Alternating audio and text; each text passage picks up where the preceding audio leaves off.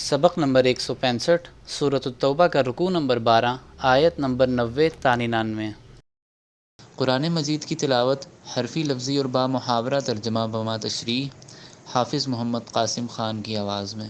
بسم اللہ الرحمن الرحیم وجاء المعذرون من الأعراب ليؤذن لهم وقعد الذين كذبوا الله ورسوله سيصيب الذين كفروا منهم عذاب أليم۔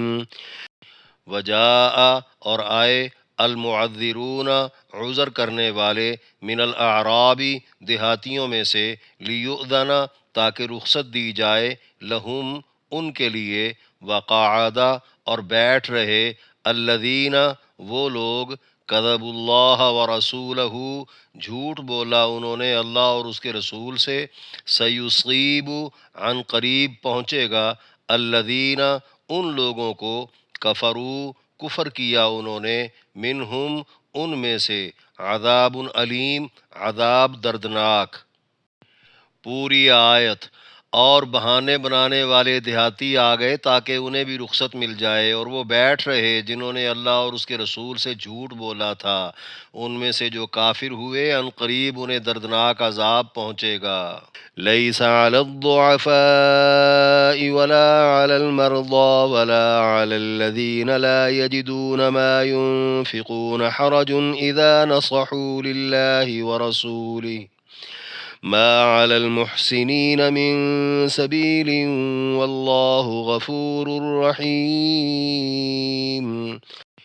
لیسا نہیں ہے علی الضعفاء ضعیفوں پر، ولا علی المرضى اور نہ بیماروں پر، ولا علی اور نہ اوپر الذین ان لوگوں کے جو لا یجدون نہیں پاتے وہ ما وہ جو ینفقون خرچ کریں حرجن کوئی حرج اذا جب کہ نصحوا للہ ورسولہ نصیحت کریں وہ اللہ اور اس کے رسول کے لیے ما نہیں ہے علی اوپر المحسنین نیک لوگوں کے من سبیل کوئی راہ واللہ غفور الرحیم اور اللہ بخشنے والا مہربان ہے۔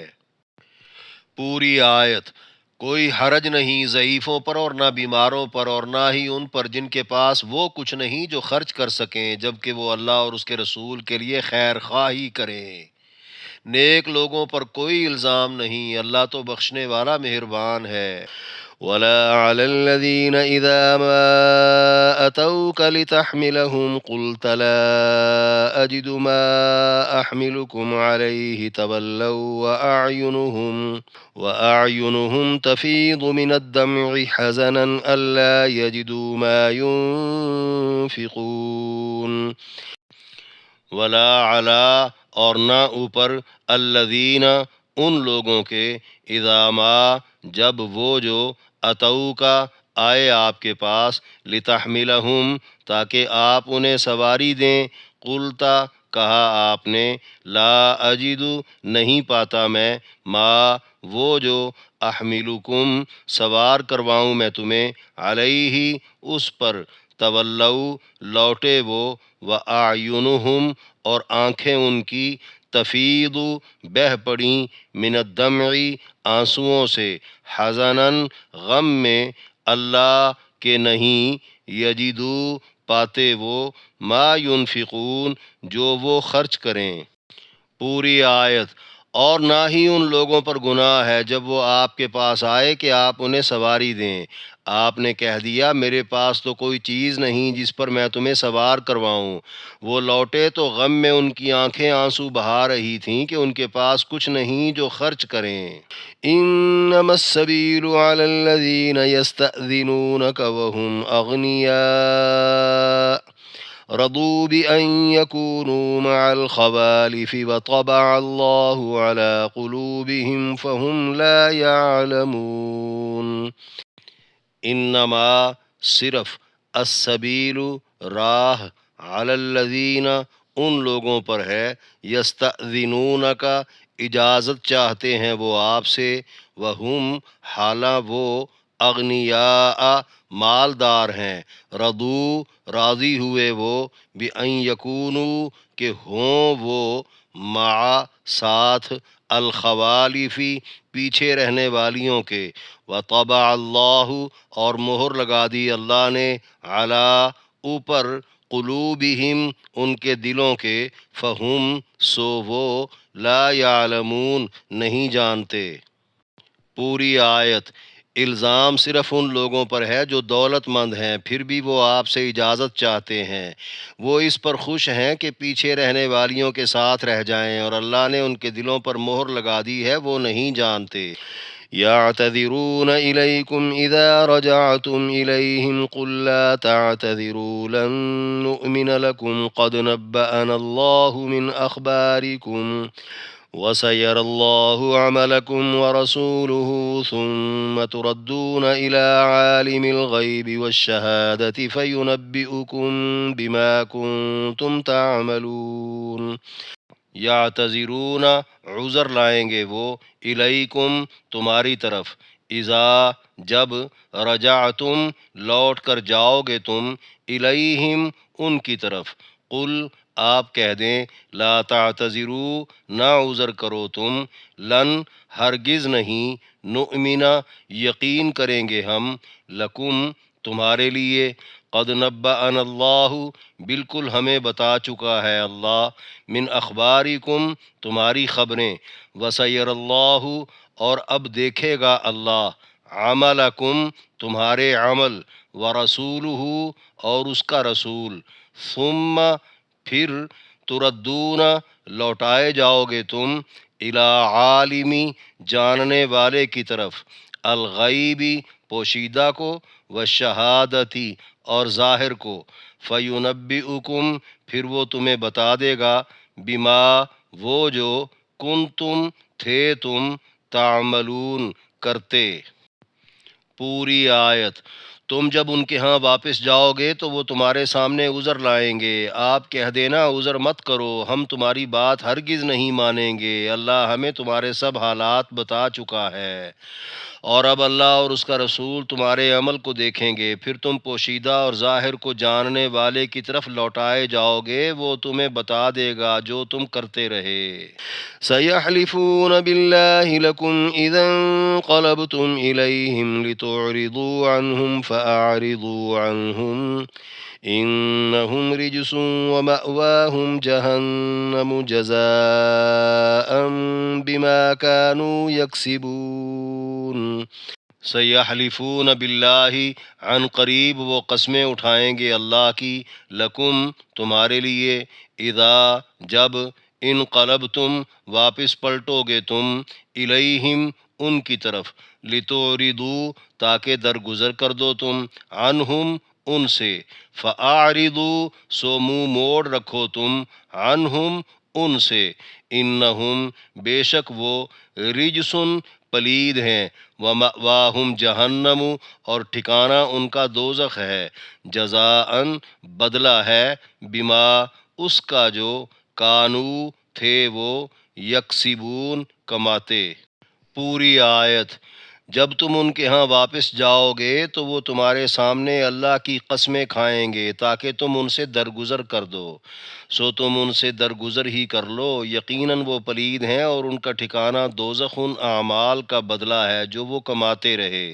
یحلفون لکم لترضوا عنہم فإن ترضوا عنہم فإن اللہ لا یرضى عن القوم الفاسقین۔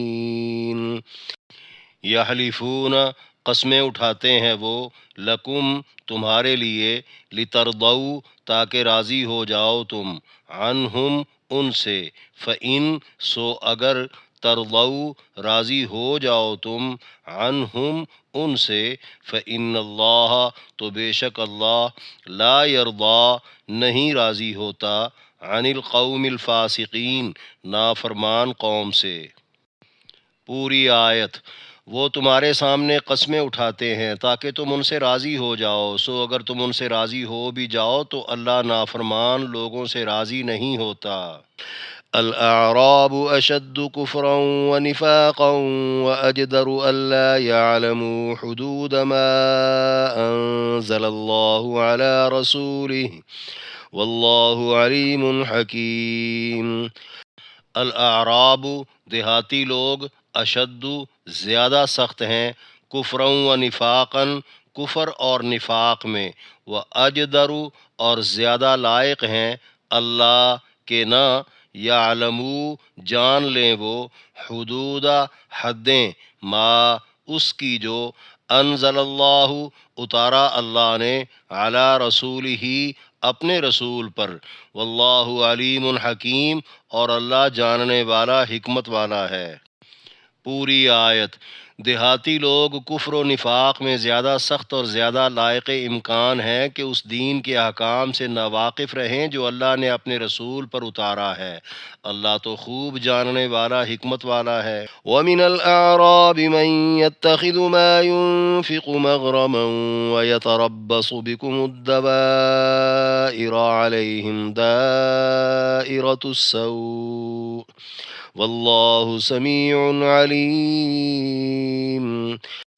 ومن الاعراب اور دیہاتیوں میں سے من وہ جو یتخذ لیتے ہیں وہ ما اسے جو ینفق خرچ کرتے ہیں وہ مغرمن تاوان و یتربص اور انتظار کرتے ہیں وہ بکم تمہارے لیے الدوائر گردشوں کا علیہم انہی پر ہے دائرۃ گردش السوء بری واللہ سمیع علیم اور اللہ سننے جاننے والا ہے۔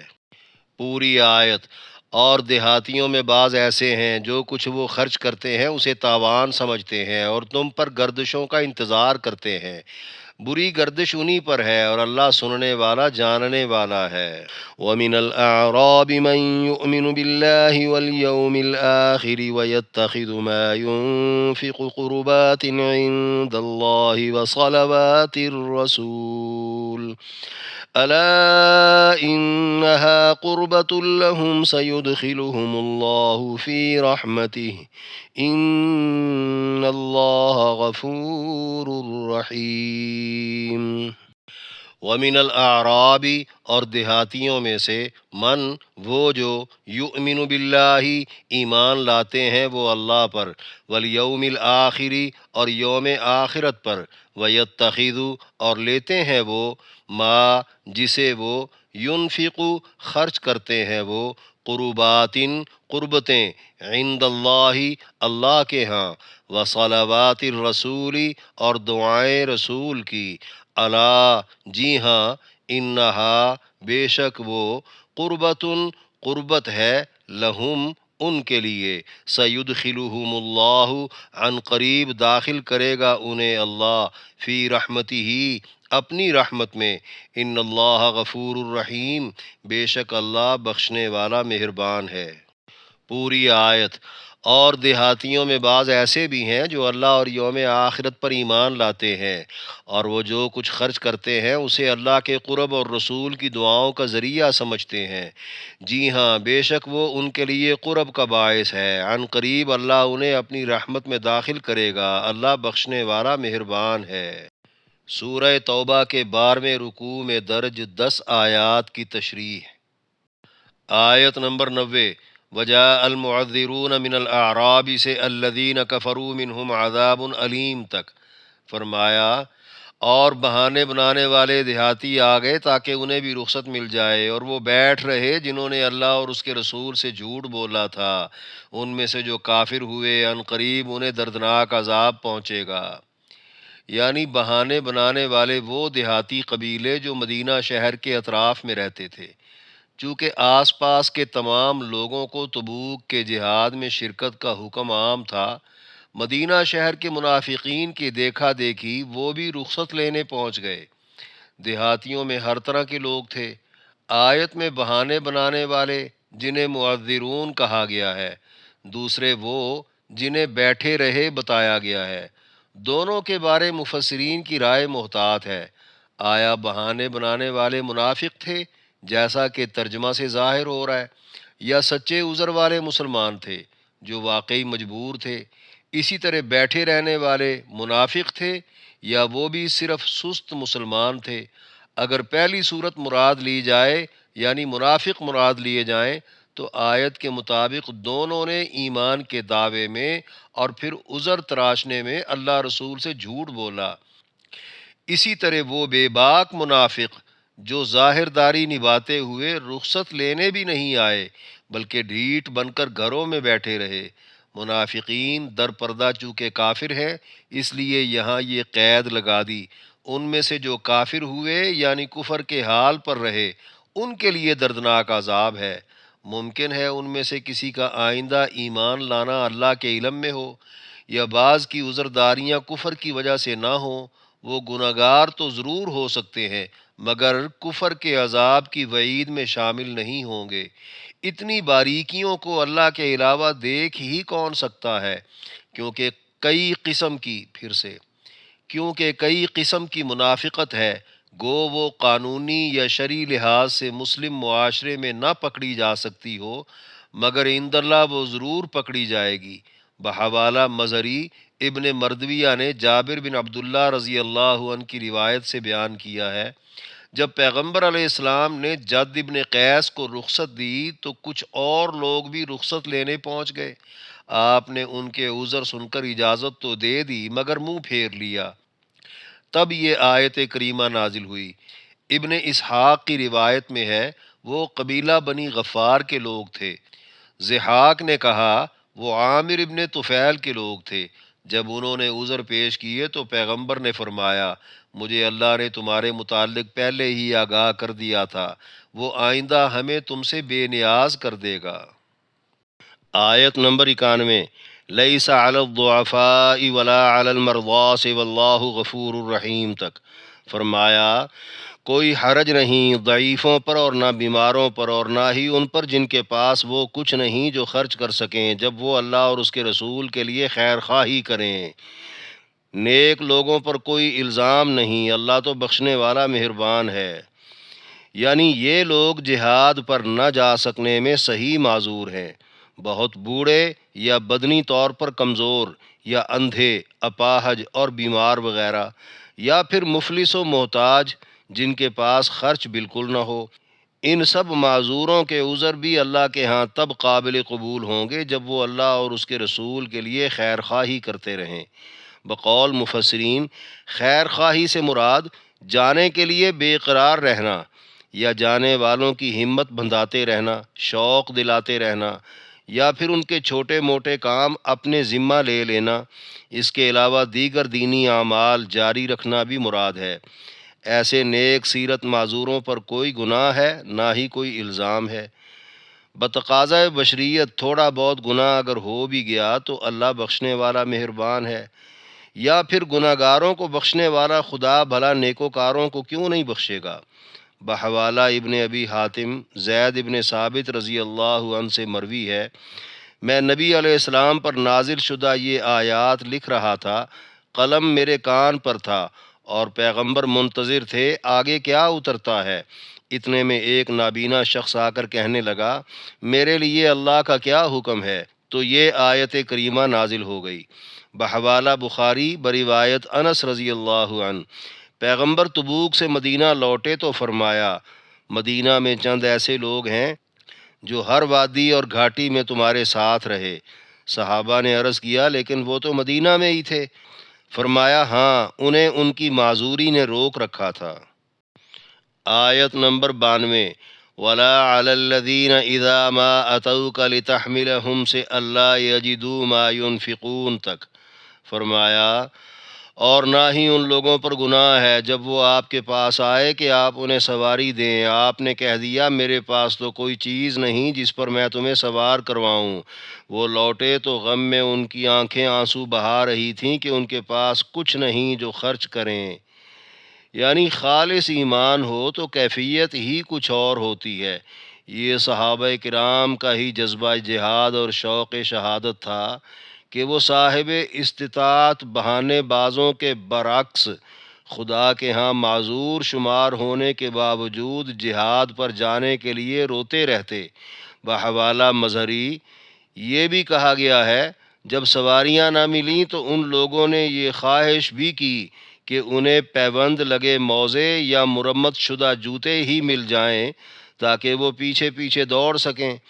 محدثین نے ان کے ناموں سمیت تعداد تقریباً 16 نفر بتائی ہے، جن میں سے 7 یا 8 افراد کے لیے اللہ نے سواریوں کا انتظام اس طرح کر دیا کہ 2 لوگ روتے ہوئے واپس جا رہے تھے۔ راستے میں یامین نامی شخص نے رونے کی وجہ پوچھی جو انہوں نے بتا دی۔ 1 اونٹنی اور آدھا صاع کھجور یامین نے دے دیے۔ 3 اونٹ حضرت عثمان نے دے دیے۔ 3 یا 4 اونٹ پیغمبر نے خرید کر یہ فرماتے ہوئے دیے کہ یہ سواریاں تمہیں اللہ کے کہنے پر دے رہا ہوں۔ کچھ بیچارے غم سے نڈھال پھر بھی رہ گئے۔ سب کے بہتے آنسوؤں کا ذکر اللہ نے قرآن میں کر دیا۔ معلوم ہوا ظاہری عذر اگر سچا اور معقول بھی ہو تو اللہ کی طرف سے رعایت اس پر نہیں بلکہ اس کے ساتھ باطنی کیفیت پر ہوتی ہے، اور کیفیت مخلص و غیر مخلص کی جدا جدا ہوتی ہے۔ آیت نمبر 93 انما السبیل علی الذین یستأذنونک سے فہم لا یعلمون تک فرمایا الزام صرف ان لوگوں پر ہے جو دولت مند ہیں پھر بھی وہ آپ سے اجازت چاہتے ہیں، وہ اس پر خوش ہیں کہ پیچھے رہنے والیوں کے ساتھ رہ جائیں، اور اللہ نے ان کے دلوں پر مہر لگا دی ہے، وہ نہیں جانتے۔ یعنی باوجود مالی قدرت و استطاعت کے جہاد سے جو جی چراتے ہوئے رخصت چاہتے ہیں، وہ عورتوں کے ساتھ یعنی عورتوں کی طرح گھروں میں رہنے پر خوش ہیں۔ ایسے منافقانہ کردار پر شرمندگی کی بجائے جب فخر محسوس ہونے لگے تو سمجھ لینا چاہیے دلوں پر اللہ کی طرف سے مہر لگ چکی ہے۔ اس کے بعد صحیح اور غلط میں فرق کا پتہ ہی نہیں چلتا۔ آیت نمبر 94 یعتذرون الیکم اذا رجعتم الیہم سے فینبئکم بما کنتم تعملون تک فرمایا تم جب ان کے ہاں واپس جاؤ گے تو وہ تمہارے سامنے عذر لائیں گے، آپ کہہ دینا عذر مت کرو، ہم تمہاری بات ہرگز نہیں مانیں گے، اللہ ہمیں تمہارے سب حالات بتا چکا ہے، اور اب اللہ اور اس کا رسول تمہارے عمل کو دیکھیں گے، پھر تم پوشیدہ اور ظاہر کو جاننے والے کی طرف لوٹائے جاؤ گے، وہ تمہیں بتا دے گا جو تم کرتے رہے۔ یعنی تبوک روانگی کے وقت ساتھ نہ جا سکنے کے جو بہانے منافقوں نے تراشے تھے، واپس پہنچتے ہی آپ علیہ السلام کو وہ ان پر اعتماد میں لینا چاہیں گے۔ انہیں صاف صاف بتا دیا جائے تمہارے جھوٹ و نفاق کی خبریں خدا دے چکا ہے، لہٰذا ماضی کے قصے چھوڑو، اب مستقبل میں تمہارے اعمال دیکھے جائیں گے۔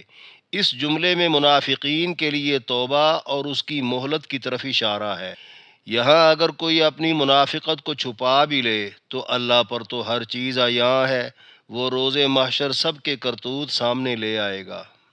آیت نمبر 95 سیحلفون باللہ لکم سے جزاء بما کانوا یکسبون تک فرمایا جب تم ان کے ہاں واپس جاؤ گے تو وہ تمہارے سامنے اللہ کی قسمیں کھائیں گے تاکہ تم ان سے درگزر کر دو، سو تم ان سے درگزر ہی کر لو، یقیناً وہ پلید ہیں اور ان کا ٹھکانہ دوزخ ان اعمال کا بدلہ ہے جو وہ کماتے رہے۔ یعنی تبوک سے واپسی پر مسلمانوں کے روبرو مدینہ میں رکے ہوئے منافقین کی یہ قسمیں محض اس لیے تھیں تاکہ بنائے گئے بہانوں کی کھود کرید کر کے انہیں بے نقاب نہ کیا جائے، اس معاملے میں ان سے درگزر کر کے ان کے کہے پر ہی مطمئن رہا جائے۔ اس پر حکم ہوا کہ مسلمان درگزر کر لیں، لیکن درگزر ایسا کہ ان سے تعلق ہی ختم ہو جائے، یا ملاقاتیں ہی منقطع ہو جائیں، یا پھر بات چیت ہی بند ہو جائے، کیونکہ وہ پلید ہیں۔ گویا منافقت ایک ناپاک اور ناقابل اصلاح رویہ ہے جس کا بدلہ صرف دوزخ ہے۔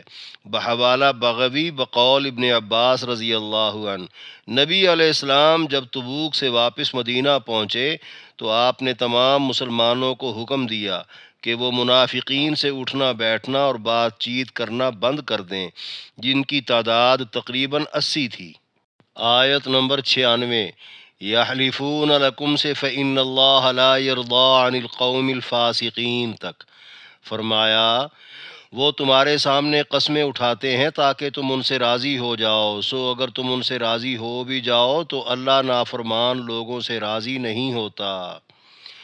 یعنی منافقین کا مسلمانوں کے سامنے قسمیں کھانا صرف مسلمانوں کو خوش اور مطمئن رکھنے کے لیے ہے، تاکہ مسلمانوں کے ہاتھوں وہ خود کو محفوظ و مامون بنا سکیں۔ عذاب الہی سے بچنا مقصد نہیں، ایسے نافرمانوں سے مسلمانوں کا راضی ہو جانا بھی انہیں فائدہ نہ دے گا۔ یا مسلمان ایسے لوگوں سے راضی کیوں ہوں جن سے اللہ راضی نہیں؟ لہذا منافقین سے دوری اختیار کرنے میں ہی فائدہ ہے، قریب ہونے میں نقصان ہو سکتا ہے۔ آیت نمبر 97، الاعراب اشد کفرا و نفاقا سے واللہ علیم حکیم تک۔ فرمایا دیہاتی لوگ کفر و نفاق میں زیادہ سخت اور زیادہ لائق امکان ہے کہ اس دین کے احکام سے ناواقف رہیں جو اللہ نے اپنے رسول پر اتارا ہے۔ اللہ تو خوب جاننے والا، حکمت والا ہے۔ یعنی دیہاتیوں کا کفر و نفاق شہریوں کی نسبت سخت ہے۔ اس کی وجہ یہ بتائی گئی کہ وہ دینی احکام سے واقف نہیں۔ عدم واقفیت کی وجہ یا تو دیہات کا مجہول ماحول ہے، یا دیہات کی مخصوص مشغولیت ہے، یا پھر دیہاتیوں کی موٹی عقل اور محدود سوچ ہے۔ ان کا دین سے ناواقف ہونا ہی ان کے قریب تر ہے، جسے آیت میں اجدرو کہا گیا۔ گویا دین کے ضابطے جاننا دیہاتی زندگی سے بعید تر ہے۔ جہاں جمے پڑے ہوں وہاں سے اکھڑنا ان کے لیے ممکن نہیں۔ وہ مسلمان ہو بھی جائیں تو بوجہ کسی مصلحت و مجبوری کے ہوتے ہیں۔ ضروری نہیں کہ وہ دینی تقاضوں کو پورا کرنے یا حلال و حرام جاننے میں بھی سنجیدہ ہوں۔ ہاں، کچھ دیہاتی قابل تعریف بھی ہوتے ہیں جن کا اگلی سے اگلی آیت میں ذکر ہے۔ شاید اشارہ اس طرف ہو، ارباب ریاست دیہاتی لوگوں کی قابلیت پر نہ رہیں، بلکہ ان کے ماحول و مزاج کے مطابق حکمت عملی بنا کر انہیں کنٹرول میں رکھنا ہوگا۔ اگر وہ بگڑ گئے تو شہر کے بگڑے ہوئے لوگوں سے زیادہ خرابی کا باعث بنیں گے۔ یہاں ان سنگین حالات کی طرف بھی توجہ مناسب ہوگی جو کچھ ہی عرصہ بعد خلافت سنبھالتے ہی سیدنا صدیق اکبر رضی اللہ عنہ کو دیہاتی قبائل کی طرف سے پیش آئے تھے۔ اللہ ہر طبقے سے واقف ہے اور وہ اپنی حکمت سے آیات اتارتا اور مناسب رہنمائی کرتا ہے۔ آیت نمبر 98، وَمِنَ الْأَعْرَابِ مَن يَتَّخِذُ سِوَى اللَّهِ سَمِيعٌ عَلِيمٌ تک۔ فرمایا اور دیہاتیوں میں بعض ایسے ہیں جو کچھ وہ خرچ کرتے ہیں اسے تاوان سمجھتے ہیں اور تم پر گردشوں کا انتظار کرتے ہیں۔ بری گردش انہی پر ہے اور اللہ سننے والا، جاننے والا ہے۔ یعنی ایک تو دیہاتی، اوپر سے منافق، جو زکوٰۃ، صدقات اور عطیات وغیرہ دیتے تو ہیں مگر تاوان سمجھ لیتے ہیں۔ حالانکہ ان چیزوں کا تعلق تو گناہ ثواب سے ہے جو ان کی ضرورت ہی نہیں۔ ایمان میں سنجیدہ ہوتے تو ثواب کی ضرورت محسوس کرتے، مگر وہ تو مومنوں کے بھی سخت خلاف ہیں۔ ہر وقت گردش زمانہ کے انتظار میں رہتے ہیں کہ کب حالات پلٹا کھائیں اور وہ مسلمانوں کے اثر سے نکل جائیں۔ آیت میں جواب یہ دیا گیا، زمانے کی گردش انہی پر ہے، گویا اب وہ زیر اثر ہی رہیں گے، یا تو سچی توبہ کر لیں گے یا پھر اسی حال میں مر کھپ جائیں گے۔ اللہ ان کی باتیں سنتا اور ان کے مستقبل کو جانتا ہے۔ آیت نمبر 99، وَمِنَ الْأَعْرَابِ مَن يُؤْمِنُ بِاللَّهِ سے إِنَّ اللَّهَ غَفُورٌ رَحِيمٌ تک۔ فرمایا اور دیہاتیوں میں بعض ایسے بھی ہیں جو اللہ اور یوم آخرت پر ایمان لاتے ہیں اور وہ جو کچھ خرچ کرتے ہیں اسے اللہ کے قرب اور رسول کی دعاؤں کا ذریعہ سمجھتے ہیں۔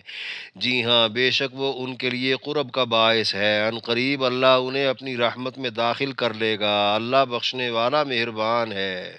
یعنی بعض دیہاتی لوگ پیغمبر کی صحبت اور فیض سے اتنا منور ہو گئے کہ انہیں خالص ایمان بھی نصیب ہو گیا اور خرچ کرنے کا محبوب جذبہ بھی مل گیا، اور رضائے الہی کی خاطر صاف نیت بھی حاصل ہو گئی۔ پھر انہوں نے راہ خدا میں خرچ کر کر کے پیغمبر کی دعائیں بھی خوب سمیٹیں اور خدا کا قرب بھی حاصل کیا۔ آیت کے اگلے جملے میں ان کے لیے قبولیت و مقبولیت کی سند عطا کر دی گئی۔ سبحان اللہ العظیم۔